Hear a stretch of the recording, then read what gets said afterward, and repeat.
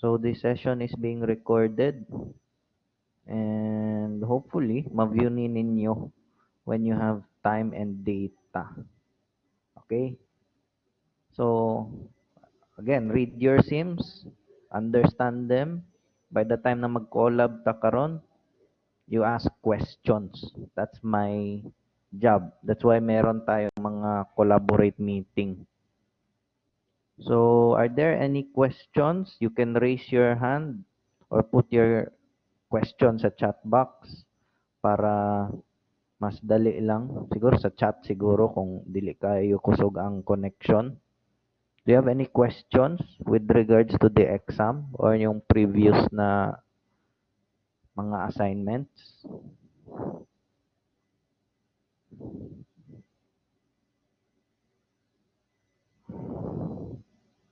Do you have any questions?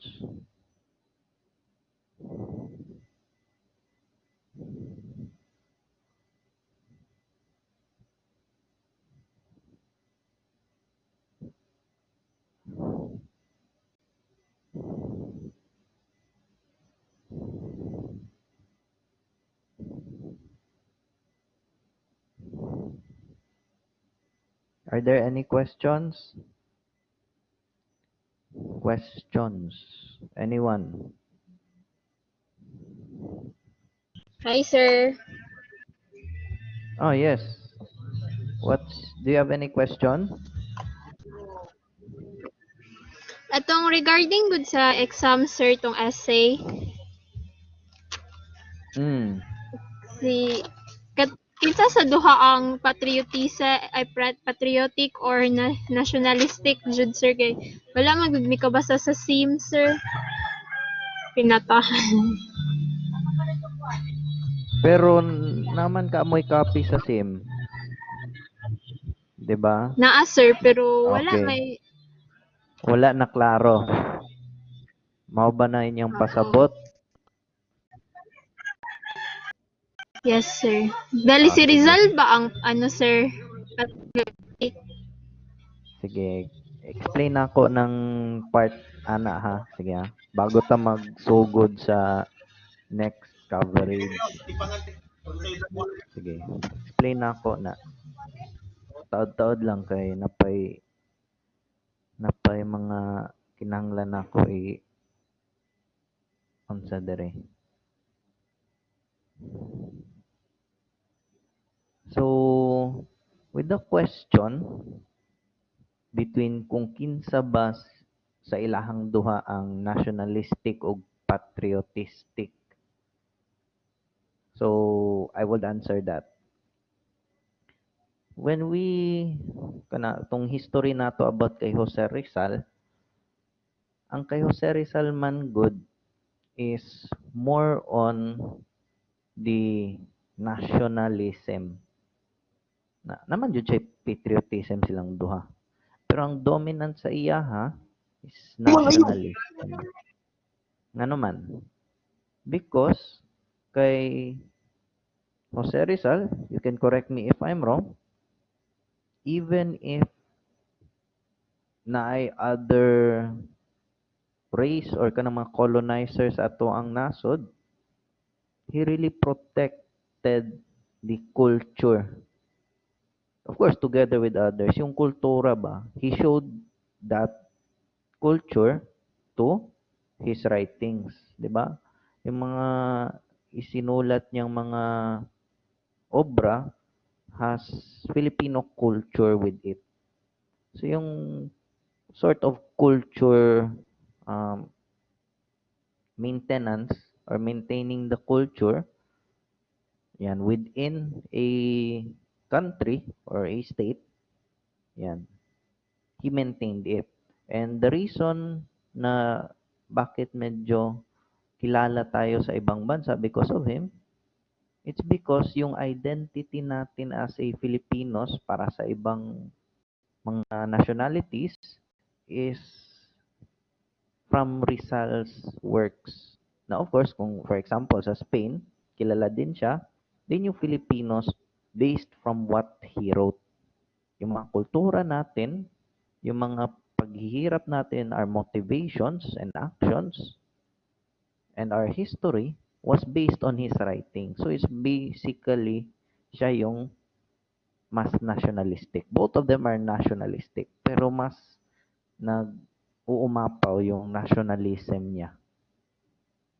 With regards kay Andres Bonifacio, because he is part nung armed na struggle, yun, doon na yung patriotism.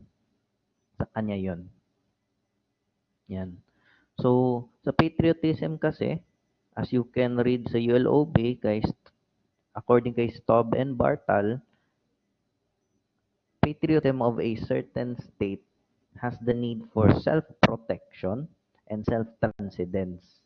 When we say self-protection, yung capability ng isang independent state or sa isang state na magkaroon ng sariling protection. May sariling pagkain na mapoprovide sa mga tao, security for the whole of the nation, and of course, space kung saan pwede na masabi na sa Pilipinas or atin to. So, yun ang pinaglaban ni Andres Bonifacio. Mainly is security ng Pilipino at freedom ng Pilipino na makagawa ng sariling identity to be a separate sovereign state. So, yun. Sa patriotism, dominant yung mga actions at mga ginawa ni Andres Bonifacio. Okay? Does that answer your question? Nasa page 19 ng SIM for ULOA na katong giingon nako. Patriotism, it's basically love for one's country. And of course, if you have a country, you have certain cultural groups or a cultural group. Then of course, when you create a country or a sovereign state, you need self-protection, which is security, national security, food security, and of course, a space for you to have your own country.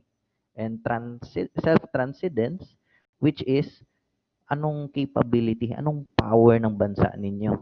Ano ba ang resources or wealth ng bansa? Stable ba ang bansa or is it capable of being stable? And makakaya ba ng isang bansa mapagpatuloy ang pagiging independent? So it needs two factors sa patriotism. Self-protection and self-transcendence. Dominant si Andres Bonifacio sa self-protection. 'Di ba yung KKK? Actually, hindi lang 'yan sa kanila physical na laban but also yung tinatawag na propagandist war. Yan. So, ang nationalistic doon, mainly, pareho naman sila may nationalistic tendency. Mainly si Jose Rizal. Kay Andres Bonifacio, yung patriotism. 'Di ba? Arguably, si Andres Bonifacio, according to historian, siya daw ang considered na unang presidente daw natin sa Philippines. Okay? Does that answer your question?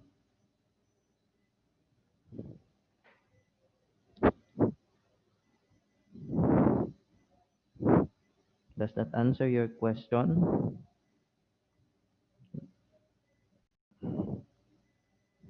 Okay, kung nadunggan na nimo, nadunggan ba nimo Jean?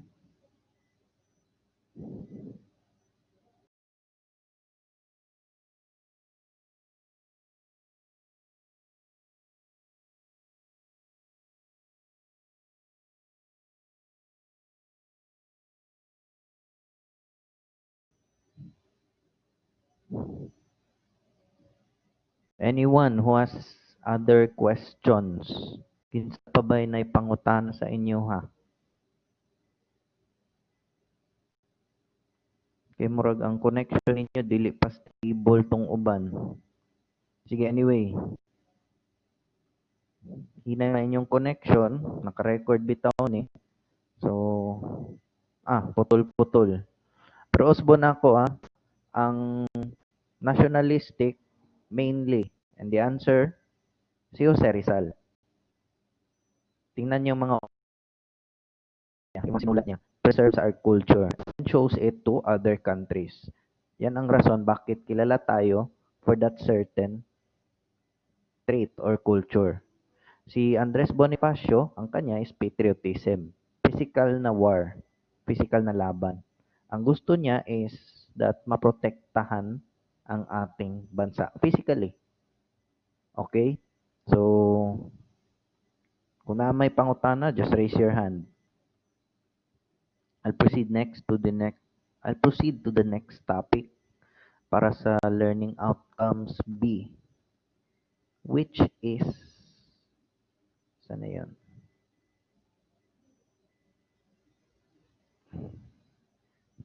Yan. So, you just comment if you cannot hear my voice clearly. So, let's start with yun, framework of a Philippine of Philippine patriotism and nationalism in the Philippine archipelago. So, actually, yung ating current constitution is considered as the third such constitution of the Philippine archipelago. Ang pinakauna, since our freedom from the Spaniards, yung unang constitution na Pilipino ang mga nagbalangkas or kanang nagbuhat is yung 1935 Constitution sa panahon ni Presidente Manuel Quezon. The second one was the 1973 Constitution. That was during the martial law period nung panahon ni Ferdinand or Presidente Ferdinand Marcos. The next one, dahil siguro gusto baguhin ng lipunan natin, ang sistema natin, it was changed noong 1987. Actually, it started noong 1986 ang paggawa niyan. That's the 1987 Constitution. According sa Article 1, the national territory comprises of the Philippine Islands, the whole archipelago of the Philippines, and the waters embraced therein. When we say therein, lahat ng mga bodies of water within our territory is ours. Atin yan. Kaya nagbabantay dyan Coast Guard or Maritime Police. Part of our territory, according sa batas, di ba, is those waters or bodies of water which are within the 200 nautical mile limit. I think it's 200 nautical mile limit from the nearest shoreline ng teritoryo natin. So that is the exclusive economic zone, still under our control. Control yan ng Navy. High seas ang Navy. Ang Coast Guard is for those bodies of water internally lang. So yan, national territory natin. Other territories that are under our laws or under our control according sa batas are those structures, are those embassies in other countries, embassies, consulates, yan. So for example, doon sa US, may Philippine Embassy doon, Massachusetts Avenue sa Washington, D.C. So ang loob or ang teritoryo ng Pilipinas includes every embassy, every consulate in other country. The same goes sa mga Amerikano or mga Chino dito. Their territory expands, including their embassies in other countries. Okay? So yan, archipelagic doctrine.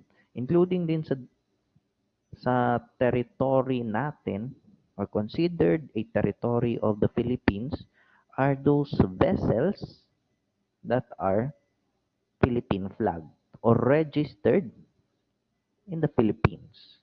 For example, lahat ng mga aeroplano ng PAL, lahat ng eroplano ng Cebu Pacific, yan, mga barko ng Tugo, na mga barkong Pilipino ang registry.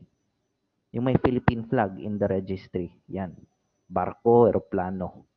So once they sail to international waters, they are considered an extension of the Philippine Islands. The same goes, for example, recently yung pinakabagong barko ng ating Navy, Philippine Navy, yung pinakabagong barko nila, pumunta ng Hawaii. Whatever happens in that warship na Philippine flag would be subjected to the laws of the Philippines. Kasi military vessels, military aircraft is considered an extension of our sovereignty. Yan. So much for that. Noon kasi nung dumating yung mga Espanyol, it was during the time of the second ng Espanya. So, according kay Ruy Lopez de Villalobos noong 1542, this island natin, itong isla natin was not really named fully. Pero it was considered yun na Pilipinas. But then, because si King Philip yung namumuno, they made it into his islands, Philippines. Yan. He named the islands of Leyte and Samar as Pilipinas. After the king who was then naging si Prince Asturias.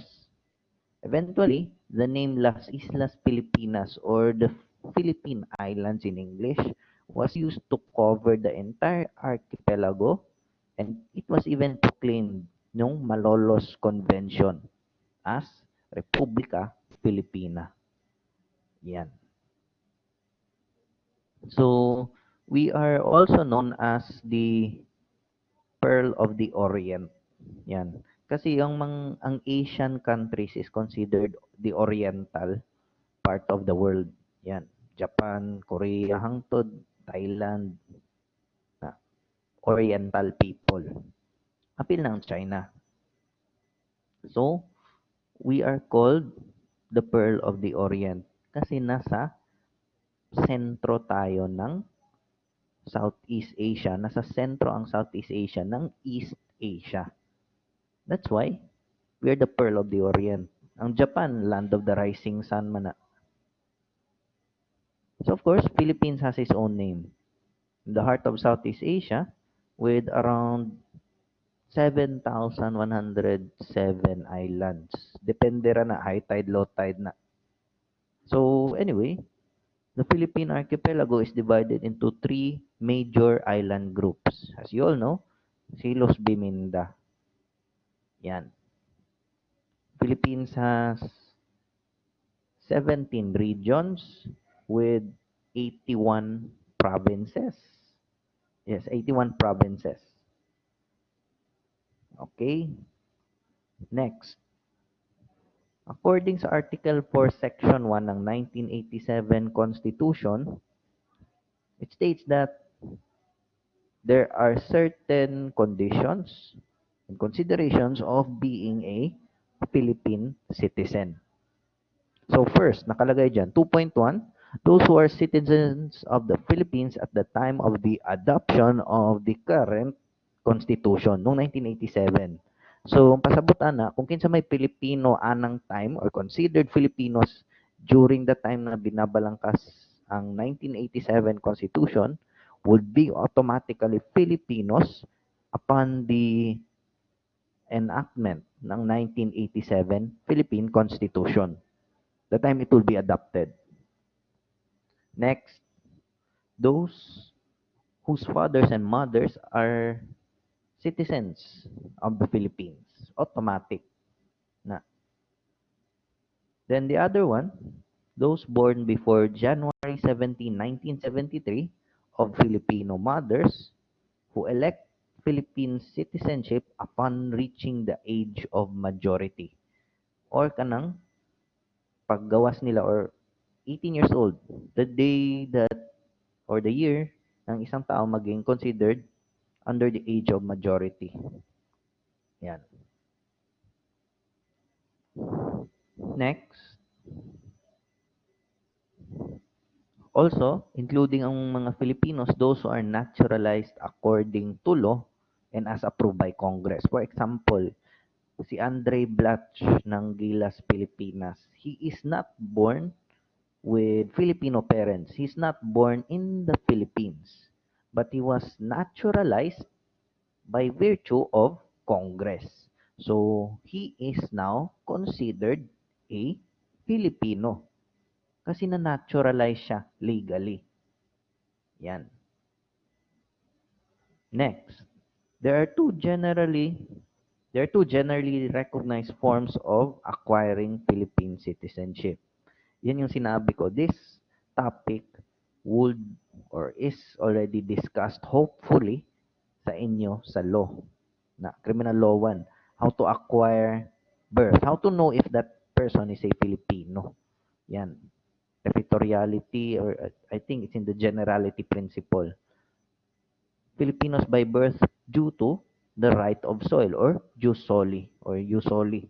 The legal principle that a person's nationality at birth is determined by the place of birth. Yan.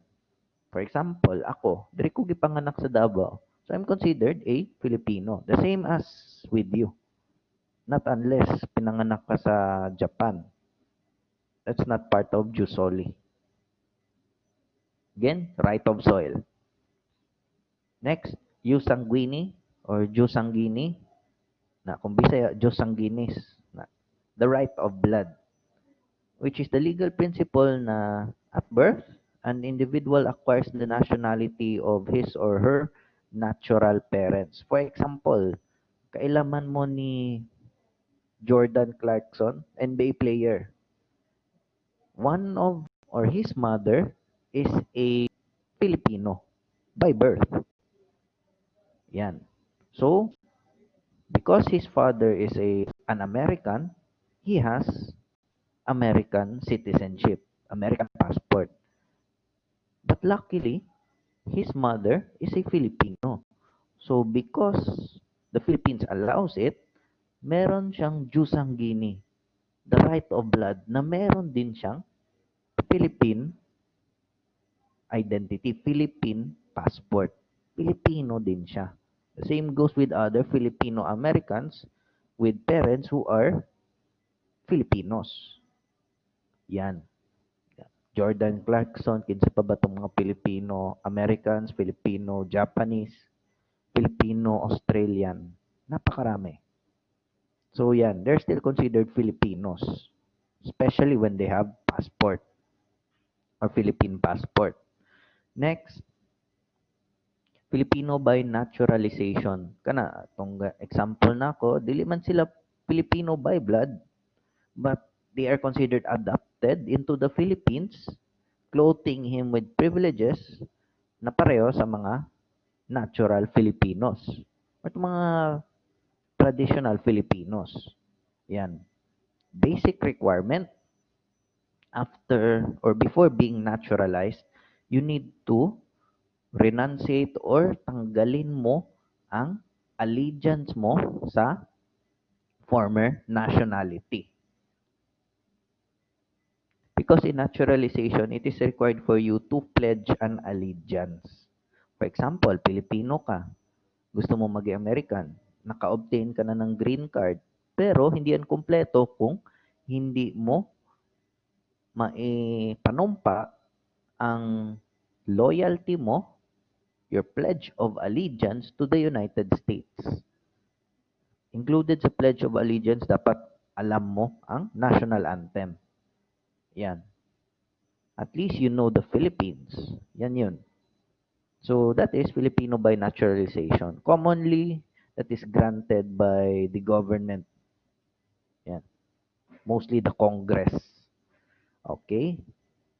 Next, concepts, theories, and research methods na Psikolohiyang Pilipino, yan. That's SP, a field of study concerned with psychology and also other fields of thought. Na, according kay Enriquez, ambot lang kung si Mike ni, pero murag dili. He addressed that ang psikolohiyang Pilipino ay pwede magbigay ng solusyon sa mga pangangailangan ng ating lipunan. Yan. Emphasized it as a perspective. Yan. Confronts and would somehow provide a solution to the problems of the Philippine society. Okay? So, the following of those na nakikita ninyo, highlight na ako, these are those of the concepts that are concerned of indigenous psychology or psikolohiyang Pilipino, psychology of ourselves. Yan. First is language. As we all know, we have our own national language. Hindi lang yan, because we are a sovereign state and because we have rich culture, we have different languages within our country. Diba? Nay Bisaya, nay Chabacano, napay Surigao nun, napay Ilocano, Ilonggo, Waray, diba? Mga Tausog, Maranao. It's not really the tribe, pero yung language nila. Diba? Mga Cordillera sa mga katutubo, yung salitang Ifugao nila. Yung salitang Ilocano, salitang Batanggenyo, Kapampangan. So, it's not just with the dominant national language, but also the different groups within a country has their own linguistic characteristics, has their own language. Okay? Next, sure. Yan. Of course, we have a national sport. Ang national sport natin, ano ba? Sabay national sport sa Pilipinas. Anyone? National sport ng Pilipinas. Sino ang alam kung ano ang pambansang laro natin? Sipa, sir. Sep. Sige, sa to, Mr. Indawa, Sipak takraw, sir. takraw, sir. takraw na. So, ang pambansang laro po natin as of kaninang umaga, mga 11, basketball na po, pinalitan na po. Kasi mas maraming nanonood ng basketball. Hindi, biro lang. Pero tama kayo. Our national sport is yung sepak takraw na, or takraw for short. So, hindi lang yun ang laro na unique sa Pilipino. Daghang mga methods or way of leisure for the Filipinos, mga laro. Yan. For example, 'di ba? It must be considered upon modern Filipino culture, pero yung mga taguan, na habulan, yan, laro, yan. Na long distance relationship, pwede yan, laro naman yan eh. So, leisure, yon, leisure, LDR, leisure distance relationship. Ano man, pampalipas oras. Ambot lang sa uban, pero naiuban nga siguro pampalipas oras na lang ang LDR. Okay? Next, nabay mangontraan na, nabay na LDR dira na makatubag na dili leisure distance relationship. Dili, sir, oy. Uy, nga naman. Pamatud-an nato na tinuod jud ng LDR, di jud na unsa, di na mabangbang. Depende naman na sa tao, sir. Kaya ako, sir, naamang ko karon. Na, there are different Nagdug- reasons. Nagdugay man. Na depende yan talaga sa tao na naiuban nga mapamatud-an nila. Na the same goes with our national sport. Not just because konti lang naglalaro, konti lang na eengganyo, gamay rang nagdula or nagdula sa takraw, it does not mean we should not appreciate it. Na But of course, like for other games na gawang Pilipino, it's a form of leisure. That's one category of indigenous psychology.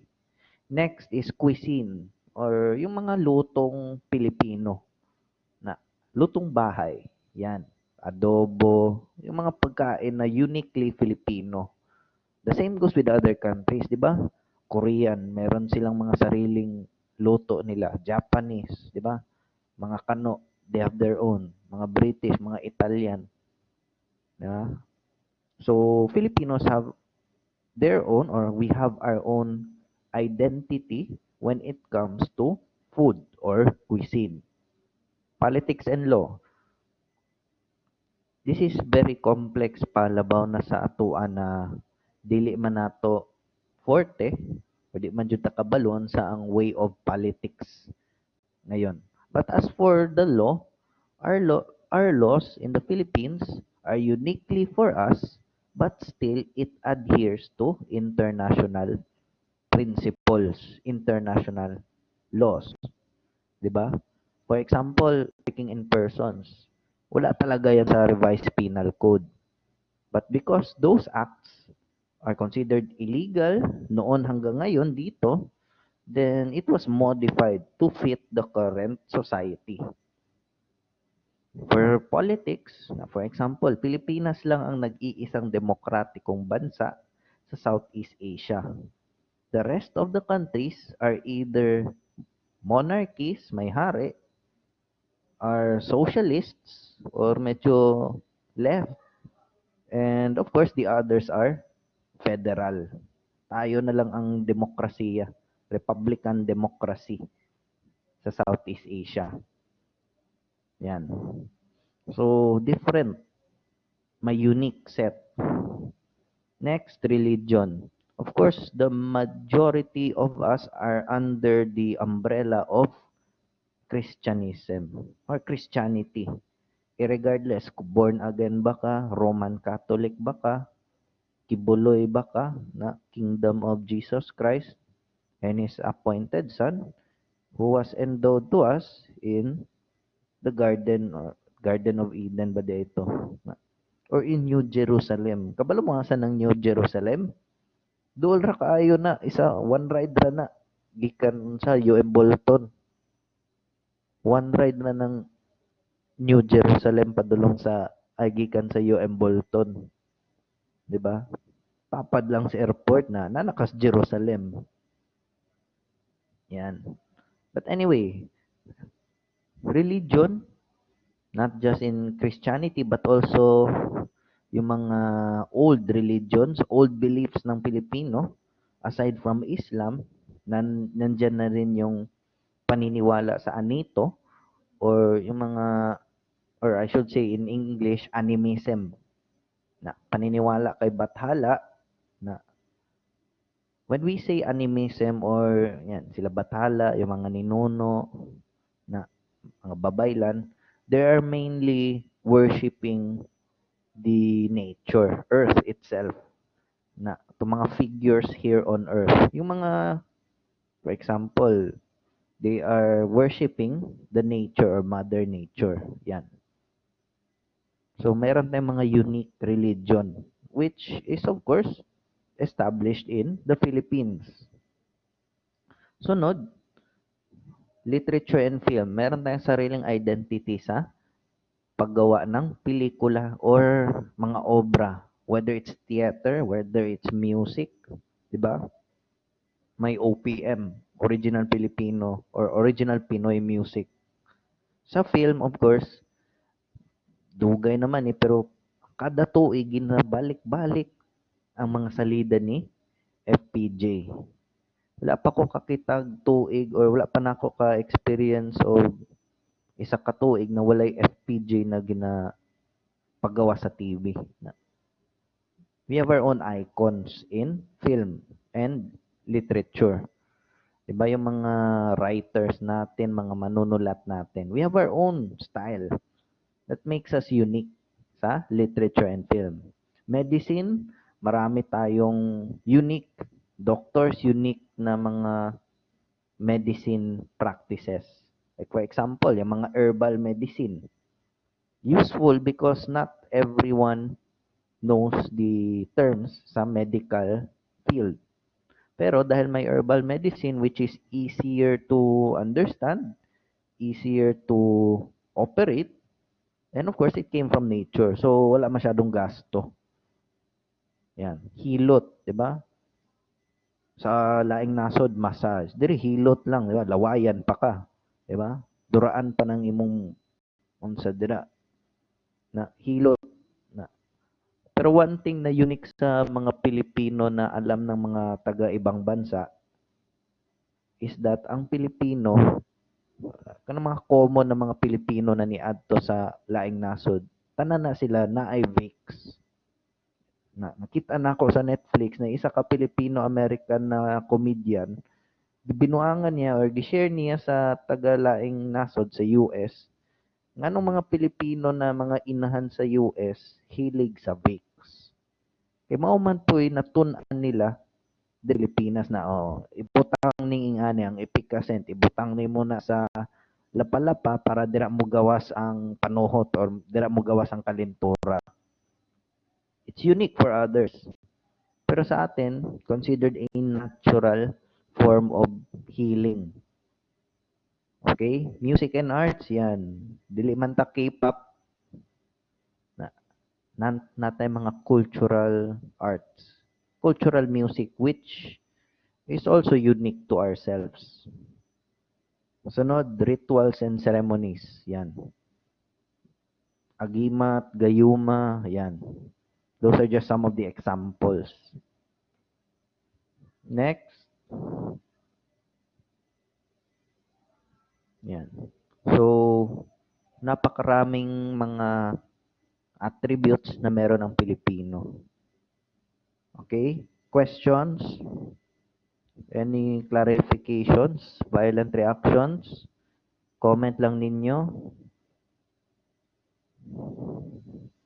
Please, comment lang mo or mag-raise mo og hand.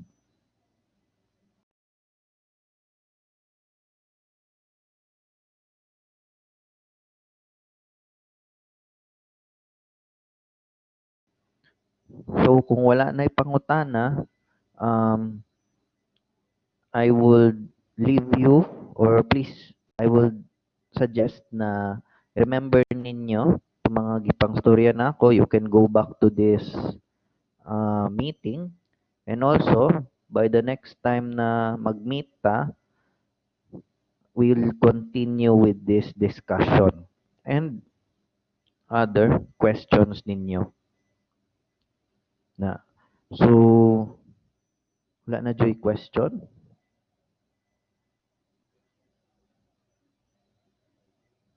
Guys, this, for the second exam, I would somehow present within this week some activities. Yan. And also, I would give you assignments again. Kung ganina, honeymoon period pa to tong first na exam. Wala pa na ako tuloy tong plano na ako kay ingon man daw nila compassion. So, bigyan natin ng compassion ng students. Hindi natin pahirapan ng sobra. May pahirap talaga sa both parties, for you and me, and for the entire community. Pero, di man ko pro people ta. Kabalo ko lisod ang Go Sir 50 og kanang sa pa ng mga plan sa Smart o sa Globe. Pero hantos ra ta, gamay. And I will make sure na it would not be hard. Ito lang tong collab maora ni kay dako manig data. Pero some others, I would leave it up to you reading the sim. Yan lang ang ma-please na ako sa inyo or ma-ingon na ako, okay? Are there any questions? Yes, Beldas? On nimo ang mic nimo. Sir, good afternoon. Sige. Sir, ala, No Sir, sa man. aside sa assignment ko datong 5, sir. Yes. Kay sa LMS sa message, sir, nag-message ko sa imo sa LMS, sir, kay that time ang good, sir, kaya nga mo ang lugar sa Samal, sir, ba kay schedule ang kanang kuryente, sir, niya naga-burn out good. And then, Na late may na late ko pasok, sir, bali sa LMS, sa message sa LMS lang ko nag-send na lang, sir. sa asa ka nag-send? Sa LMS, sir, sa Sige lang. Bato na nako na. Um, ano man gud na. Bisan, sige, off ni mo ang mic. Before ko mag-leave, remind ta mo na gibaba na ako ang standards nako sa pagpasa ninyo sa mga activities na even sa exam. Gitagan ta na kong tsansa.